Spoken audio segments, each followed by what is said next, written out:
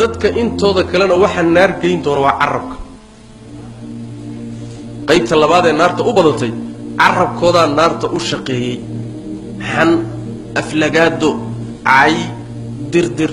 xasad xumaan carab aan istaagayninba inuu wax cuno oo wax daaqa mooyee ma bannasan karo